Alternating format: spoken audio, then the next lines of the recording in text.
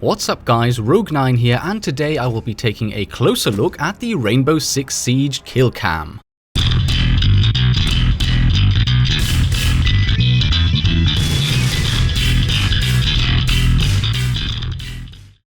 Every player knows that the replay you get after being killed in the game is not always accurate and doesn't really show what happened. Let's take another look at the clip from the beginning of the video. This is a replay from Pogo91, who very kindly let me shoot him in the face for this test. And this is the exact point where I land the killing shot, and as you can see, my target is no longer in my sights. And it's exactly these kinds of instances that give the replays their bad reputation. Now, in order to find out what actually happened, let's compare the replay that Pogo got with the replay that I saw. My footage is in the top left-hand corner, and I'll pause just before making the kill shot again, and here you can see the kill cam footage from the shooter's perspective definitely makes more sense. It was close, but that was a headshot. So that's it, mystery solved, right? The kill cam footage for the target is quite simply wrong. Well, before we draw that conclusion, let's dig a little deeper. This next clip compares the in-game footage of the shooter with the replay footage of the shooter, and as you can see, it is 100% the same.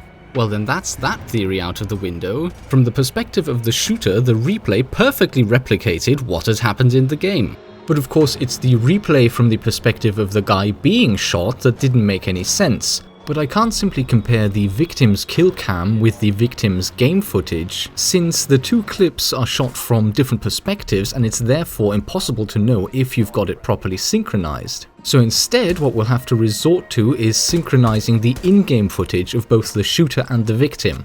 To synchronize these two clips, I've used the round timer at the top of the screen under the assumption that it will be the same for each player. And again, I'm going to stop the video right at the point of pulling the trigger, and once again it looks as if we can see a slight asynchronicity in the two clips. On the target player's screen in the bottom right, it looks as if he's already in cover, but from the perspective of the shooter, the target is still visible. So there we have it. It looks as if the kill cam for the victim, which makes no sense at all when you look at it in isolation, seems to be a relatively fair representation of that player's experience. Now, of course, there are other quirks about the replay that can make them seem a bit wonky sometimes. For instance, players can widen their field of view while in the replay it's always fixed to 60 degrees. So that can sort of create the illusion of an aimbot, since the person will suddenly snap to a perfectly aimed shot on a character that was actually outside of his field of view. But of course, that's not the issue with our replay today. Instead, what we're seeing is the phenomenon that has come to be known as peeker's advantage. When you play the game on your PC or console, your device has to talk to one of Ubisoft's servers, and even with modern internet speeds, there is a slight lag in that communication. The server then has to relay that information to the other players, and that again causes a minute lag. And what you will find, and this goes for all online games, is that there is always a slight desynchronization between the gaming experience of every player. Players can use this to their advantage if they peek out from a hiding space, since they will be able to see the enemy just a fraction of a second before the enemy sees them.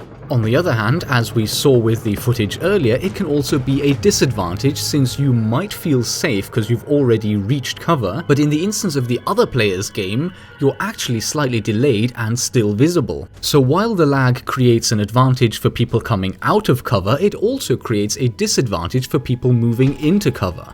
And as mentioned before, this is a phenomenon you will find in any online game.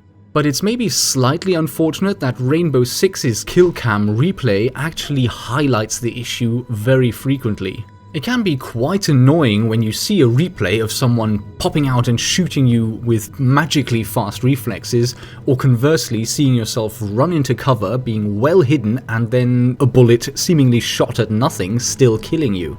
When I set out to analyze the kill cam footage gathered from two different PCs, I was actually thinking that I would discover some kind of inaccuracy, and I was quite surprised in the end to find out that no, the kill cam did in fact capture each instance of the game as it happened for each player. But maybe it's just a coincidence that both of the examples that I ended up analyzing both highlighted exactly the same issue. If you've noticed issues with the kill cam while playing the game, let me know in the comments below. I'd love to hear about your experiences. And even though I didn't end up with the conclusions I was expecting when I started making this video, I hope you still enjoyed the content, and I will see you in the next episode.